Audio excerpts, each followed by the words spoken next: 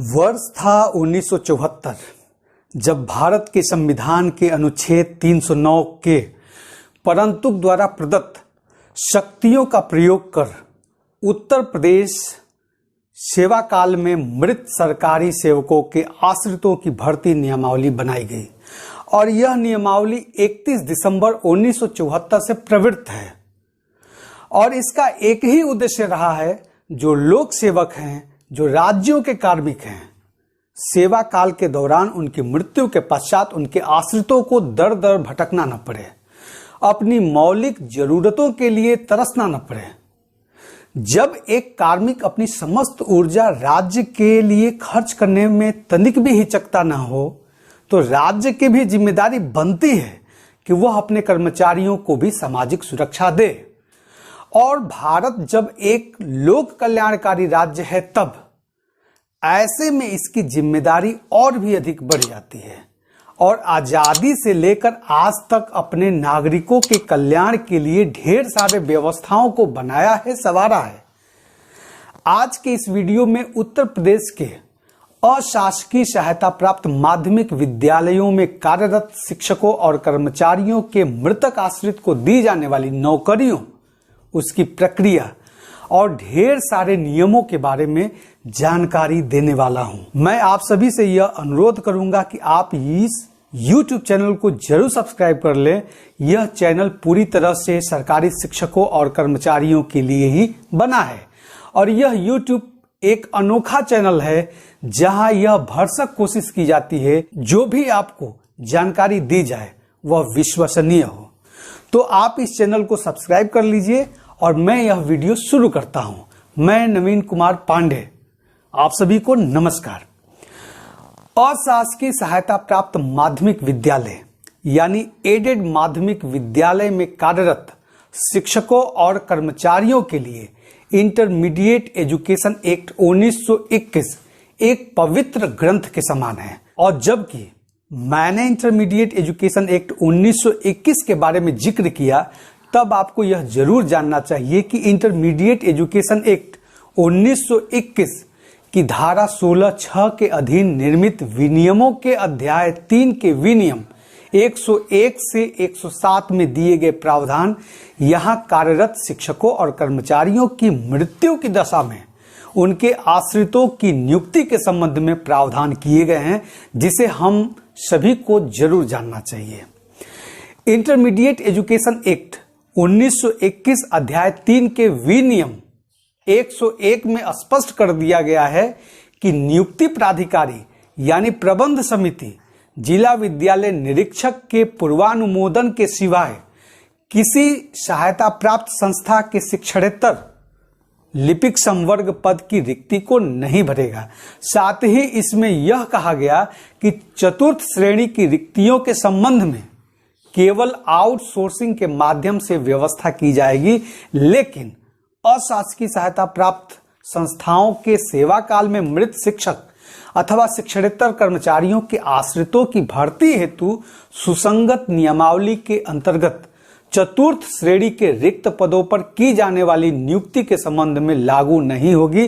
अर्थात चतुर्थ श्रेणी कर्मचारी की सीधी भर्ती नहीं हो सकती, लेकिन मृतक आश्रित के लिए चतुर्थ श्रेणी पर नियमित नियुक्ति की जा सकेगी। लेकिन इसका आशय यह बिल्कुल नहीं है कि मृतक आश्रित की नियुक्ति केवल चतुर्थ श्रेणी कर्मचारी के रूप में ही हो सकती है। एक व्यवस्था बना दी गई है ताकि अगर मृतक आश्रित के पास उस ढंग से शैक्षिक योग्यता न हो जिससे वह शिक्षक के रूप में नियुक्ति पा सके या लिपिक के रूप में नियुक्ति पा सके, तो कम से कम चतुर्थ श्रेणी कर्मचारी के रूप में नियुक्ति तो पा सकेगा। अब आप इस अध्याय के विनियम 102 के बारे में भी जान लीजिए।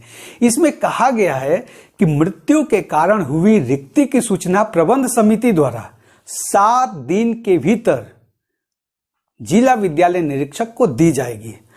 अब आइए मृतक आश्रित की नियुक्ति के संबंध में प्रावधानों और प्रक्रिया को जानें और समझें।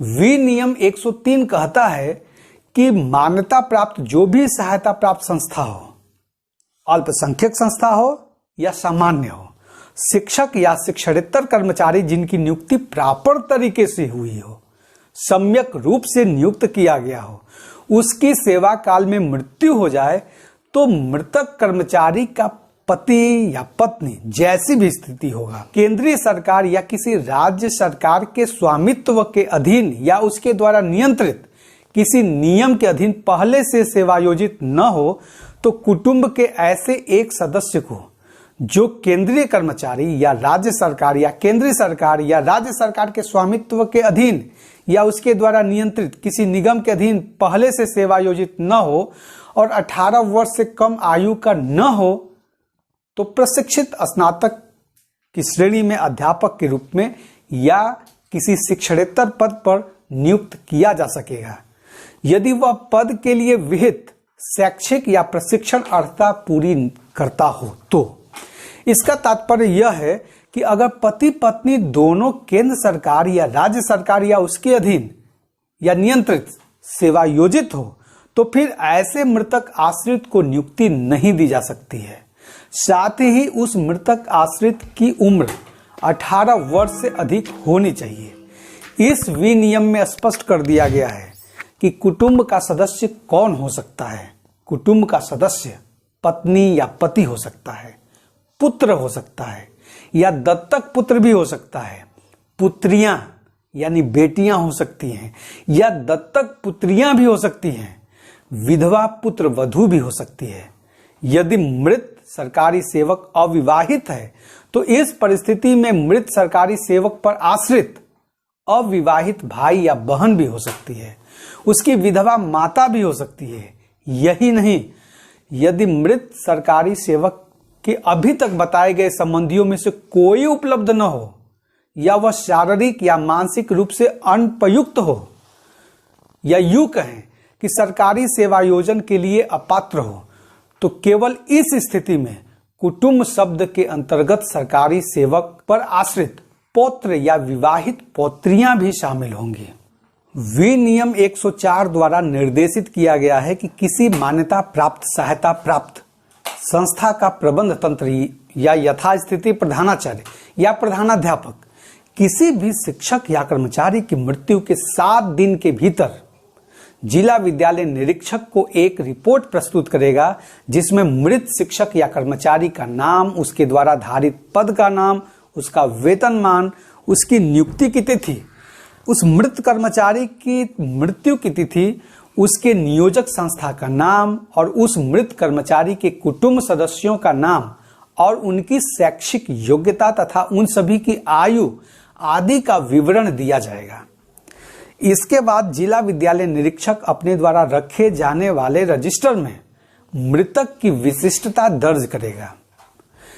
इसके बाद मृत कर्मचारी के कुटुंब का कोई सदस्य संबंधित जिला विद्यालय निरीक्षक को अपनी योग्यता और अर्हता के अनुसार सहायक अध्यापक या शिक्षणेतर संवर्ग के किसी पद पर नियुक्ति के लिए आवेदन करेगा, जिसके बाद जिला विद्यालय निरीक्षक की अध्यक्षता वाली एक 3 सदस्यीय कमेटी द्वारा उस आवेदन पर विचार करेगा। इस कमेटी में कौन कौन लोग होंगे? इस कमेटी में जिला विद्यालय निरीक्षक खुद होंगे और वही इस समिति के पदेन अध्यक्ष होंगे। इसके अतिरिक्त 2 और सदस्य होंगे, एक माध्यमिक शिक्षा की ही वित्त एवं लेखाधिकारी और दूसरा राजकीय इंटर कॉलेज या राजकीय बालिका इंटर कॉलेज का वरिष्ठतम प्रधानाचार्य। यहां मैं स्पष्ट कर देना चाहता हूं कि मृत कर्मचारी की मृत्यु के 5 वर्ष के भीतर उसके आश्रित द्वारा सेवायोजन के लिए आवेदन किया जा सकेगा। अगर सेवायोजन के लिए निर्धारित 5 वर्ष की सीमा पार हो जाए तो ऐसी भी परिस्थिति में राज्य सरकार को नियमों में शिथिलता करने का अधिकार है, लेकिन उसके लिए सेवायोजन के लिए आवेदन करने वाले व्यक्ति को कारण स्पष्ट करना होगा कि किन परिस्थितियों में उसने नियत समय सीमा के भीतर आवेदन नहीं कर पाया और विलंब के कारणों के समर्थन में वह आवश्यक दस्तावेज और सबूत सहित लिखित में समुचित औचित्य भी देगा। इसके बाद विलंब के कारणों के लिए सभी तथ्यों पर विचार करने के बाद सरकार समुचित निर्णय लेगी, यानी इस तरह के परिस्थितियों में सरकार निर्धारित 5 वर्ष के बाद भी नियुक्ति देने पर विचार कर सकती है। अब सवाल है कि अगर उस विद्यालय में शिक्षण या शिक्षणेतर संवर्ग का कोई पद ही रिक्त न हो तो ऐसी परिस्थिति में क्या होगा। इस संदर्भ में विनियम 106 कहता है कि मृत कर्मचारी के परिवार के सदस्य की नियुक्ति यथासंभव उसी संस्था में किया जाए जहां मृत कर्मचारी मृत्यु के समय सेवारत था। लेकिन अगर उस विद्यालय में शिक्षक या शिक्षणेतर संवर्ग का कोई पद ही रिक्त न हो तो ऐसी स्थिति में उस जिले के किसी अन्य स्कूल या संस्था में नियुक्ति दी जाएगी। अगर उस जनपद में, उस पूरे जनपद में पद रिक्त नहीं है तो फिर जनपदीय समिति उस प्रकरण को मंडलीय समिति को रेफर कर देगी। इसके बाद मंडलीय समिति द्वारा मंडल में उपलब्ध रिक्ति के सापेक्ष मृत कर्मचारी के आश्रित को सेवायोजित करेगा। लेकिन अगर उस मंडल में भी कोई पद रिक्त न हो तो ऐसी परिस्थिति में मंडलीय समिति उस प्रकरण को निदेशालय को रेफर कर देगा, जिसके बाद निदेशालय स्तर पर गठित समिति द्वारा सम्यक विचारोपरांत सहमति की दशा में जिस जनपद में पद रिक्त होगा सेवायोजन के लिए उस जनपद के जनपदीय समिति को अधिकृत कर देगा। निदेशालय द्वारा गठित समिति में माध्यमिक के अपर शिक्षा निदेशक समिति के अध्यक्ष होते हैं, जबकि संयुक्त शिक्षा निदेशक अर्थ और उप शिक्षा निदेशक उसके सदस्य होते हैं। निदेशालय द्वारा गठित समिति द्वारा सेवायोजन के लिए उस जनपद के जनपदीय समिति को अधिकृत करने के बाद वह जनपदीय समिति प्रबंध तंत्र को आवेदन पत्र नियुक्ति आदेश जारी करने के लिए भेजेगा।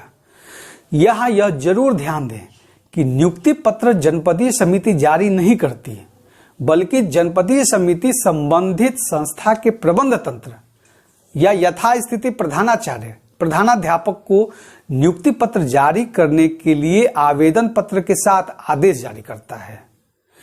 इसके बाद विनियम 107 के अनुसार जिन मान्यता प्राप्त सहायता प्राप्त संस्था द्वारा जिनको जिला विद्यालय निरीक्षक द्वारा नियुक्ति आदेश जारी करने के लिए आवेदन पत्र भेजा गया है, उस संस्था का प्रबंधक आवेदन पत्र प्राप्ति के दिनांक से 1 माह के भीतर जिला विद्यालय निरीक्षक को सूचना देते हुए मृतक आश्रित को नियुक्ति पत्र जारी करेगा। यदि 1 महीने के भीतर नियुक्ति पत्र जारी नहीं होता है और उसका कोई उक्तायुक्त कारण भी न हो तो ऐसी दशा में अगर मृतक आश्रित जिला विद्यालय निरीक्षक के खिलाफ शिक्षा निदेशक को प्रत्यावेदन दे तो फिर शिक्षा निदेशक द्वारा यथोचित कार्यवाही का भी प्रावधान किया गया है। यहां मैं एक बात स्पष्ट कर देना चाहता हूं कि 24 जुलाई 2003 को जारी शासनादेश द्वारा पूर्व में प्रतिस्थापित विनियम 106 की उस व्यवस्था को अब हटा दिया गया है जिसमें अधिसंख्य पद पर तुरंत नियुक्ति का प्रावधान किया गया था। पहले यह व्यवस्था थी कि यदि संबंधित जिले में किसी मान्यता प्राप्त सहायता प्राप्त संस्था में ऐसी रिक्ति तत्समय विद्यमान न हो तो उस संस्था में जहां मृतक अपनी मृत्यु के समय सेवारत था नियुक्ति अधिसंख्य पद के विरुद्ध तुरंत कर दी जाएगी। ऐसे अधिसंख्य पद को ऐसे प्रयोजन के लिए सृजित किया गया समझा जाता था और तब तक जारी रखा जाता था जब तक कोई रिक्ति उस संस्था में या उस जिले की किसी अन्य मान्यता प्राप्त सहायता प्राप्त संस्था में उपलब्ध न हो जाता था। लेकिन 24 नवंबर 2022 को जारी शासनादेश के द्वारा अब अधिसंख्य पद पर नियुक्ति के प्रावधान को खत्म कर दिया गया है। कुछ लोगों ने मुझे व्यक्तिगत व्हाट्सएप पे कुछ मैसेज किए हैं, कुछ सवाल पूछे हैं, उन सवालों के जवाब ढूंढने की कोशिश करते हैं। पहला सवाल, क्या मृतक आश्रित के रूप में आश्रित विवाहित पुत्री को सेवायोजन का लाभ मिलेगा?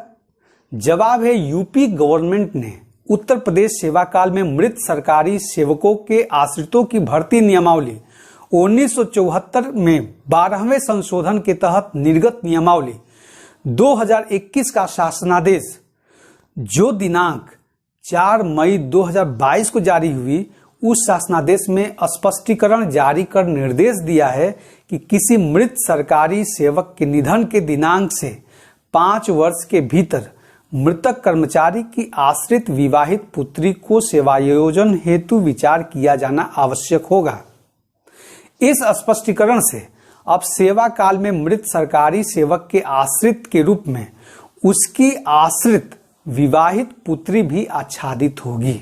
दूसरा सवाल, क्या अल्पसंख्यक माध्यमिक विद्यालय के मृतक आश्रित का सेवायोजन किसी अन्य सहायता प्राप्त माध्यमिक विद्यालय में हो सकता है अथवा नहीं? जवाब है, चूंकि माध्यमिक शिक्षा अधिनियम 1921 के अध्याय 3 के संबंधित विनियमों में ऐसा कोई उल्लेख नहीं है कि यह विनियम अल्पसंख्यक माध्यमिक विद्यालयों पर लागू नहीं होंगे। दूसरी बात यह कि मृतक आश्रित के सेवायोजन के लिए चयन हेतु 3 सदस्यीय समिति के अध्यक्ष जिला विद्यालय निरीक्षक ही होते हैं, अर्थात चयन समिति अल्पसंख्यक विद्यालयों के लिए अलग नहीं होती। अतः किसी भी सहायता प्राप्त अल्पसंख्यक माध्यमिक विद्यालय का मृतक आश्रित किसी अन्य सहायता प्राप्त माध्यमिक विद्यालय में सेवायोजित किया जा सकता है। तीसरा सवाल है कि मृतक आश्रित के रूप में नियुक्त शिक्षक कर्मचारी को दूसरे सामान्य शिक्षक कर्मचारी की तरह वरिष्ठता, पदोन्नति, चयन, वेतनमान आदि की सुविधा देय होती है या नहीं? जवाब है, उत्तर प्रदेश सेवा काल में मृत सरकारी सेवकों के आश्रितों की भर्ती नियमावली 1974 के नियम 2(क)(2) के अनुसार मृतक आश्रित की नियुक्ति नियमित नियुक्ति मानी जाएगी। अतः मृतक आश्रित सेवायोजन के बाद सामान्य शिक्षक या कर्मचारी का स्तर प्राप्त कर लेता है, इसलिए उसे सामान्य शिक्षक या कर्मचारी के सभी अनुमन्य सुविधा देय होती है। चौथा प्रश्न, कार्यरत प्रवक्ता की मृत्यु उपरांत क्या मृतक आश्रित का प्रवक्ता पद पर ही चयन होता है? जवाब है नहीं।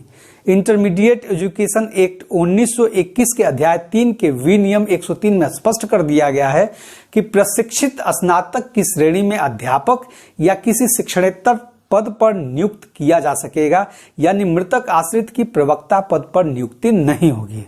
पांचवा सवाल, किसी मृतक के आश्रित को सेवायोजन के बाद भी उसे पारिवारिक पेंशन देय होगी?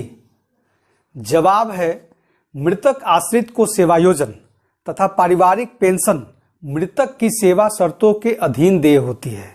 यदि मृतक आश्रित को सेवायोजन का लाभ मिला है तो पारिवारिक पेंशन नियमावली के अनुसार मृतक के किसी एक पारिवारिक सदस्य को पारिवारिक पेंशन देय होगी। पारिवारिक पेंशन की सुविधा पुरानी पेंशन योजना और राष्ट्रीय पेंशन प्रणाली यानी एनपीएस दोनों में ही देय होती है। यह ध्यान देने वाली बात है कि किसी मृतक आश्रित को नौकरी के साथ साथ पारिवारिक पेंशन भी देय हो सकती है। उदाहरण के लिए, जैसे यदि किसी मृतक की विधवा को मृतक आश्रित के रूप में नौकरी की सुविधा मिली है तो पारिवारिक पेंशन नियमावली के अनुसार विधवा पत्नी को पारिवारिक पेंशन भी अनुमन्य होगी। छठा प्रश्न, क्या मृतक आश्रित पद पर दत्तक पुत्र या पुत्री का भी सेवायोजन हो सकता है? जवाब है, एडेड एवं राजकीय माध्यमिक विद्यालयों में मृतक आश्रित की सेवायोजन की सुविधा के अंतर्गत दत्तक पुत्र भी आच्छादित होता है। सातवां प्रश्न, क्या मृतक आश्रित की नियुक्ति सीधी भर्ती में मानी जाएगी? जवाब है हां, मृतक आश्रित की नियुक्ति सीधी भर्ती कोटे में ही मानी जाएगी। आठवां प्रश्न, क्या मृतक आश्रित कोटे से नियुक्त शिक्षक या कर्मचारी को पदोन्नति का लाभ मिलता है? जवाब है हां, बिल्कुल। उत्तर प्रदेश सेवा काल में मृत सरकारी सेवकों के आश्रितों की भर्ती नियमावली 1974 के नियम 2(क)(2) के अनुसार मृतक आश्रित की नियुक्ति नियमित नियुक्ति मानी जाएगी। इसलिए मृतक आश्रित कोटे से नियुक्त शिक्षक या कर्मचारी को पदोन्नति का लाभ मिलेगा। नवां प्रश्न, मेरे पिताजी की मृत्यु सेवा काल में हो गई और वह चतुर्थ श्रेणी कर्मचारी थे। मेरी शैक्षिक योग्यता बीए बीएड है और मैं सहायक अध्यापक की योग्यता रखता हूं। क्या मुझे शैक्षिक योग्यता के अनुसार नौकरी मिलेगी या मेरे पिताजी के धारित पद पर मृतक आश्रित के रूप में नौकरी मिलेगी? इसका जवाब यह है कि माध्यमिक शिक्षा अधिनियम के अध्याय 3 के विनियम 103 के अनुसार मृत शिक्षक या कर्मचारी के पात्र मृतक आश्रित या आवेदक की जो शैक्षिक योग्यता है उसी शैक्षिक योग्यता के अनुसार ही नौकरी मिलेगी। अगर आप सहायक अध्यापक की अर्हता रखते हैं तो सहायक अध्यापक के रूप में ही नौकरी मिलेगी। 10वां प्रश्न, मृतक आश्रित के रूप में सहायक लिपिक के पद पर नियुक्ति हेतु योग्यता में टंकण की गति योग्यता और ट्रिपल सी प्रमाण पत्र अनिवार्य है? इसका जवाब यह है कि सहायक लिपिक की योग्यता में टंकण की अपेक्षित गति और ट्रिपल सी जो डोएक द्वारा जारी सीसीसी सर्टिफिकेट ये होना सम्मिलित है और जो अनिवार्य है। लेकिन इंटरमीडिएट एजुकेशन एक्ट के अध्याय 3 के विनियम 103 के अनुसार मृतक कर्मचारी का आश्रित कंप्यूटर प्रचालन और टंकण में अपेक्षित प्रवीणता नहीं रखता है तो उसे इस शर्त के अधीन रहते हुए नियुक्ति कर लिया जाएगा कि वह 1 वर्ष के भीतर ही कंप्यूटर प्रचालन में डोएक सोसाइटी द्वारा जारी ट्रिपल सी प्रमाण पत्र या सरकार द्वारा उसके समकक्ष मान्यता प्राप्त किसी प्रमाण पत्र के साथ साथ हिंदी टंकण में 25 शब्द प्रति मिनट और अंग्रेजी टंकण में 30 शब्द प्रति मिनट की अपेक्षित गति अर्जित कर लेगा। यदि वह ऐसा करने में विफल रहता है तो उसकी सामान्य वार्षिक वेतन वृद्धि रोक दी जाएगी और कंप्यूटर प्रचालन में अपेक्षित प्रमाण पत्र और टंकण में अपेक्षित गति अर्जित करने के लिए उसे 1 वर्ष का और समय दिया जाएगा। अगर इस 1 वर्ष की अग्रेतर अवधि में भी अपेक्षित प्रमाण पत्र और टंकण में अपेक्षित गति अर्जित करने में विफल रहता है तो उसकी सेवा समाप्त कर दी जाएगी। 11वां प्रश्न, अशासकीय सहायता प्राप्त माध्यमिक विद्यालयों में मृतक आश्रित के रूप में नौकरी हेतु संबंधित कर्मचारी के सेवा काल में मृत्यु होने की तिथि से 5 वर्ष के अंदर ही आवेदन करने का प्रतिबंध है? जवाब है हाँ, 5 वर्ष के भीतर सेवायोजन हेतु आवेदन कर देनी चाहिए। लेकिन अगर सेवायोजन के लिए निर्धारित 5 वर्ष की सीमा पार हो जाए तो ऐसी भी परिस्थिति में राज्य सरकार को नियमों में शिथिलता करने का अधिकार है। लेकिन उसके लिए सेवायोजन के लिए आवेदन करने वाले व्यक्ति को कारण स्पष्ट करना होगा कि किन परिस्थितियों में वह निर्धारित नियत समय सीमा के भीतर आवेदन नहीं कर पाया और विलंब के कारणों के समर्थन में वह आवश्यक दस्तावेज और सबूत सहित लिखित में समुचित औचित्य भी देगा। उसके बाद विलंब के कारणों के लिए सभी तथ्यों पर विचार करने के बाद सरकार समुचित निर्णय लेगी। यानी इस तरह की परिस्थितियों में सरकार निर्धारित 5 वर्ष के बाद भी नियुक्ति देने पर विचार कर सकती है। 12वां प्रश्न, मृतक आश्रित में सब्जेक्ट कॉम्बिनेशन न होने पर बीए बीएड योग्यता वाला व्यक्ति सहायक अध्यापक बन सकता है? इसका जवाब है नहीं। शैक्षणिक योग्यता में किसी भी प्रकार की कोई छूट नहीं है। सहायक अध्यापक किसी विषय के ही हो सकते हैं, इसलिए विषयानुसार विषय संयोजन कॉम्बिनेशन आवश्यक है। 13वां प्रश्न, क्या मृतक आश्रित को उसी पद पर सेवायोजित किया जाएगा जिस पद को सेवा काल में मृत कर्मचारी धारण किए हुए था? जवाब है नहीं। मृतक आश्रित की शैक्षिक योग्यता के अनुसार ही उसे सेवायोजित किया जाएगा। अगर चतुर्थ श्रेणी कर्मचारी का आश्रित प्रशिक्षित स्नातक शिक्षक की योग्यता रखता है तो वह सहायक अध्यापक भी बन सकता है और मृत प्रवक्ता का आश्रित शैक्षिक योग्यता नहीं रखता है तो उसकी नियुक्ति चतुर्थ श्रेणी संवर्ग में भी हो सकती है। 14वां प्रश्न, शिक्षक या कर्मचारी की मृत्यु के बाद अगर आश्रित बीएड कर ले तो वह अध्यापक बन सकता है? जवाब है हाँ, बिल्कुल। शिक्षक कर्मचारी की मृत्यु के 5 साल के भीतर वह अपनी शैक्षिक योग्यता हासिल कर नौकरी के लिए आवेदन कर सकता है। 15वां प्रश्न, किसी मृतक आश्रित की सेवायोजन के लिए मृतक शिक्षक या कर्मचारी की न्यूनतम सेवा अवधि जैसी कुछ शर्तें भी हैं क्या? जवाब है नहीं। शिक्षक कर्मचारी की न्यूनतम सेवा अवधि जैसी कोई शर्त नहीं है। प्रश्न 16, मृतक आश्रित की परिचारक पद पर नियुक्ति होने के बाद उसे रद्द कर दोबारा सहायक लिपिक के पद पर नियुक्ति कैसे हो सकती है? इसका जवाब है ऐसी कोई व्यवस्था नहीं है। जिस पद पर सेवायोजन हुआ है उससे भिन्न पद पर दोबारा नियुक्ति नहीं हो सकती। यानी एक बार मृतक आश्रित की नियुक्ति हो जाने के बाद में उसी मृतक आश्रित की नियुक्ति किसी उच्च पद पर नहीं की जा सकती है। हाँ, अब नियमित पदोन्नति का हकदार बना रहेगा। प्रश्न 17, यदि माता पिता दोनों सरकारी सेवा में हों तो एक की मृत्यु होने पर उनके किसी पालियों को मृतक आश्रित कोटे के अंतर्गत नियुक्ति मिलेगी? जवाब है नहीं। माध्यमिक शिक्षा अधिनियम 1921 की धारा 16(6) के अधीन बने अध्याय 3 के विनियम 103 से 107 में 24 नवंबर 2022 के संशोधन के बाद ऐसी दंपत्ति जो दोनों सरकारी सेवा में हो, किसी एक की मृत्यु की स्थिति में उसके पालियों को मृतक आश्रित कोटे के अंतर्गत नियुक्ति नहीं हो सकती है। प्रश्न 18, क्या पारिवारिक पेंशन स्वीकृत होने पर मृतक आश्रित को नियुक्ति देने से इनकार किया जा सकता है? जवाब है नहीं, क्योंकि दोनों अलग अलग प्रकृति की सुविधाएं हैं। पारिवारिक पेंशन पारिवारिक लाभ योजना अंतर्गत है, जबकि नियुक्ति मृतक आश्रित सेवा नियमावली के प्रावधानों के तहत मिलती है। प्रश्न संख्या 19, यदि कोई विधवा या अविवाहित पुत्री मृतक आश्रित के रूप में नियुक्त होने के बाद पुनर्विवाह विवाह कर ले तो क्या उसकी सेवा समाप्त हो जाएगी? जवाब है बिल्कुल नहीं। उसे सेवा इसलिए प्रदान की गई थी कि वह स्वयं आश्रित हो जाए। जब कोई मृतक आश्रित नियुक्त हो जाए तो वह नियमित शिक्षक या कर्मचारी हो जाता है, अतः उसकी सेवा इस आधार पर समाप्त नहीं हो सकती है कि उसने पुनर्विवाह या विवाह किया है। हाँ, उसके पुनर्विवाह या विवाह करने की तिथि के बाद उसकी पारिवारिक पेंशन बंद हो जाएगी। प्रश्न संख्या 20, मृतक कर्मचारी की 2 पत्नियां होने पर किस पत्नी के पुत्र को आश्रित के रूप में नियुक्ति दी जाएगी? जवाब है पहली पत्नी के पुत्र को ही मृतक आश्रित के रूप में नियुक्ति दी जाएगी, क्योंकि हिंदू विवाह अधिनियम के अंतर्गत जीवित पत्नी के रहते दूसरा विवाह विधि के विपरीत होता है। प्रश्न संख्या 21, ऐसा मृतक आश्रित जो पारिवारिक पेंशन भी ले रहा है, उसको वेतन के साथ पारिवारिक पेंशन पर महंगाई राहत भत्ता का भी भुगतान होगा?